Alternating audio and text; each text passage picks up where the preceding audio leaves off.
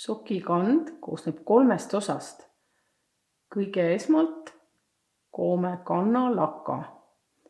Ja kannalaka koome 4. ja 1. varda silmustest, nii et alguse ots jääb täpselt selle kannalaka keskele. Nüüd alustame siis kudumist tegelikult edasi-tagasi. Koome kannalaka tugevdatud koes, siis tuleb kand tugevam. Selleks siis tõsta 1. silmus kudumata. 2. silmus koo parempidi. Järgmine silmus jällegi kudumata. Ja edasi jällegi parempidi. Ja nüüd jätkame. Tõstan kudumata, koon. Tõstan, koon. Tõstan, koon. Tõstan,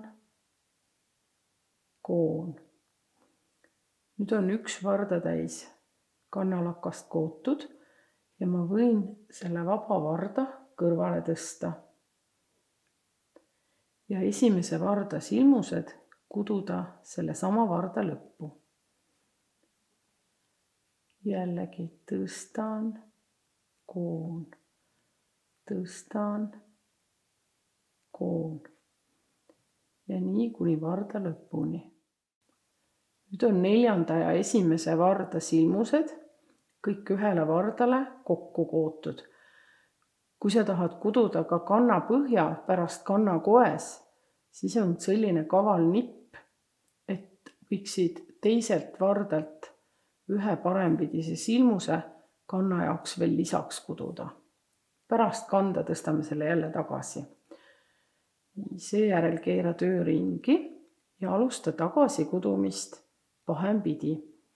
Lõng on varda ees ja 1. silmus tõsta kudumata. Nii tekib silmuseline serv.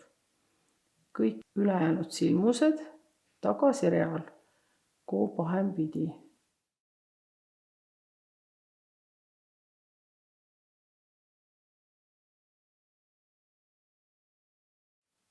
Kui oled jõudnud pahempidiste silmustega varda lõppu, siis keera taas töö ringi. Lõng pane varda taha ja alusta uuesti kannakoe kudumist. Tõstan, koon, parempidi, tõstan, koon, tõstan, koon. Ja nii kuni varda lõpuni. Varda 2 viimast silmust on nüüd parempidised. Kui sa oled kannalakka veidi aega kudunud, siis sa märkad, et sellele tekib selline triibuline pind. Kui pikk siis kannalakk kududa? Kannalaka sobiv pikkus on umbes 4,5 kuni 5 sentimeetrit, aga seda saab mõõta ka nii, kui vaatad sokki külje pealt ja murrad selle kannalaka siia varda peale.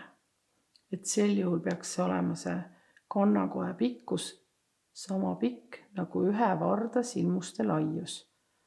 Siis lihtsalt murrad selle kannalaka siia ja kui ta ulatub siia silmuste lõpuni, siis on õige pikkus käes.